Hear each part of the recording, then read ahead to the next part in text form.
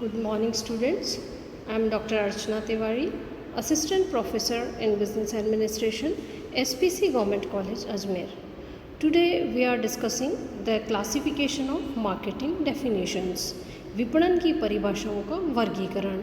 इससे पहले हम देख चुके हैं कि विपणन का मीनिंग क्या होता है, साथ ही साथ उसके फीचर्स क्या होते हैं। तो आज हम देखते हैं कि विपणन की जो विभिन्न विद्वानों ने परिभाषाएं दी हैं, उन परिभाषाओं का वर्गीकरण हम विभिन्न प्रकार से कैसे कर सकते हैं। तो जैसे कि हम जानते हैं कि विपणन की जो परिभाषा है वो समय, काल या सिचुएशन के अनुसार चेंज होती रहती है और फ्यूचर में भी चेंज होती रहेगी। जब तक किसी भी देश में सेलर्स मार्केट रहता है तब तक विपणन की परिभाषा एक विशेष अंदाज में ही दी जाती है, किंतु जैसे जैसे देश का बाज़ार बायर्स मार्केट होने लगता है वैसे वैसे उस डेफिनेशन का आधार भी परिवर्तित होने लगता है। तो जैसे कि हम कई सालों पहले की अगर बात करें तो विपणन शब्द को अनेक प्रकार से डिफ़ाइन किया गया था और अभी तक भी कोई ऐसा यूनिवर्सल डेफिनेशन मार्केटिंग की हम नहीं बता सकते हैं, लेकिन फिर भी इसका क्लासिफिकेशन हम ज़रूर कर सकते हैं ताकि उस बेस पे हम समझ सकें कि what is the meaning of marketing. तो इसमें हम सबसे पहली जो डेफिनेशंस लेते हैं वो लेते हैं फैक्चुअल और एक्सचेंज ओरिएंटेड डेफिनेशंस, या तथ्यात्मक या विनिमय प्रधान परिभाषाएं हम बोल सकते हैं। तो जैसे कि हम जानते हैं कि पहले विपणन को बहुत ही नैरो मीनिंग में समझा जाता था या डिफ़ाइन किया जाता था, और उस दौर में मार्केटिंग का मीनिंग केवल माल के क्रय विक्रय या विनिमय से ही लगाया जाता था, या इन अदर वर्ड्स अगर हम समझना चाहें तो मार्केटिंग का मीनिंग माल को उत्पादक या प्रोड्यूसर से कंज्यूमर तक पहुंचाने की क्रियाओं से लगाया जाता था। लेकिन आज तक भी उन देशों में इस परिभाषा को यूज़ किया जा सकता है जहां पर कि सेलर्स मार्केट है। सेलर्स मार्केट मीन्स ऐसे बाज़ार में माल की आपूर्ति कम होती है किंतु मांग अधिक होती है। माल बेचना या न बेचना सेलर्स की इच्छा पर डिपेंड करता है। ऐसे बाज़ार में विपणन का कार्य क्षेत्र अत्यंत संकुचित हो जाता है और वाणिज्यिक क्रियाएं अर्थात जो परचेज और सेल्स है उनमें सहायक क्रियाओं को पूरा करना ही विपणन माना जाता है। तो इस तरह से इसके जो डेफिनेशंस हैं उसमें सबसे पहली डेफिनेशन हम लेते हैं प्रोफेसर पाइले की। प्रोफेसर पाइले कहते हैं कि विपणन में क्रय तथा विक्रय की क्रियाएं सम्मिलित हैं। It means marketing comprises both buying and selling activities. तो दोनों ही तरह की क्रियाएं उन्होंने इसमें सम्मिलित करी है। दूसरी डेफिनेशन हम देखते हैं एडवर्ड एंड डेविड के अनुसार। एडवर्ड और डेविड ये कहते हैं कि विपणन को उन्होंने एक आर्थिक प्रक्रिया माना है जिसमें कि वस्तुओं और सेवाओं का एक्सचेंज किया जाता है और जिसका मुद्रा के मूल्य निर्धारित किया जाता है। यानी marketing is the performance of business activities that direct the flow of goods and services from producer to consumer or user. So ये भी एक डेफिनेशन थी। साथ ही साथ हम देखते हैं third definition American marketing association की।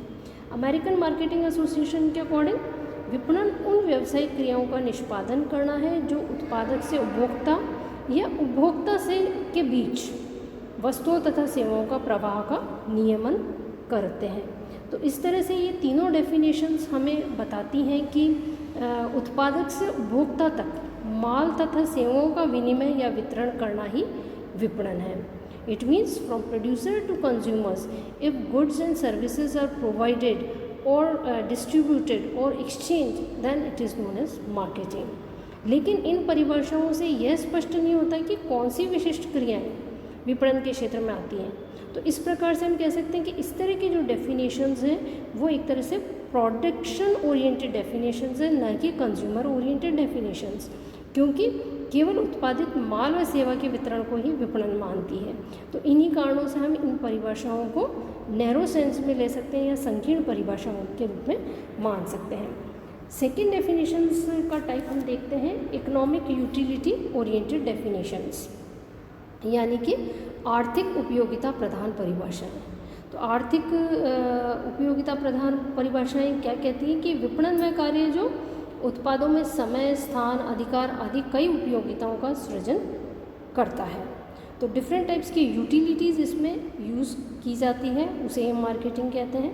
तो इसमें पहली डेफिनेशन देखते हैं हम कन्वर्ज यूगी एंड माइकल की। वो ये कहते हैं कि विपणन इकोनॉमिक्स का वह पार्ट है जो समय, स्थान एवं अधिकार उपयोगिता के सृजन से संबंधित है।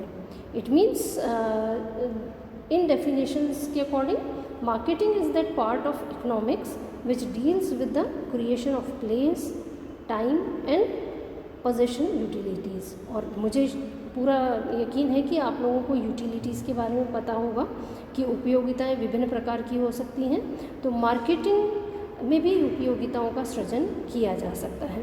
सेकंड लेते हैं हम बुएल की definition.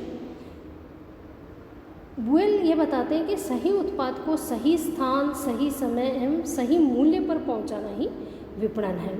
It means marketing is having the right product at the right place at the right time at the right price.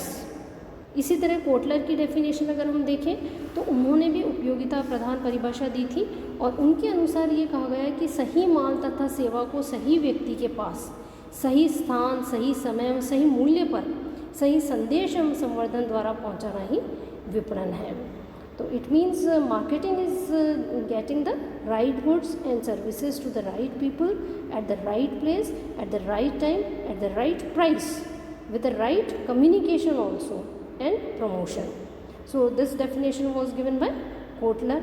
तो ये जितनी भी तीनों हमने डेफिनेशंस देखी हैं, इन डेफिनेशंस के आधार पर हम ये कह सकते हैं कि विपणन की कुछ क्रियाओं में उपयोगिताओं को शामिल किया गया है, लेकिन ये सभी क्रियाएं वही हैं जो कि उपभोक्ताओं की इच्छाओं के अनुरूप उत्पादन प्राप्त करने हेतु की जाती है।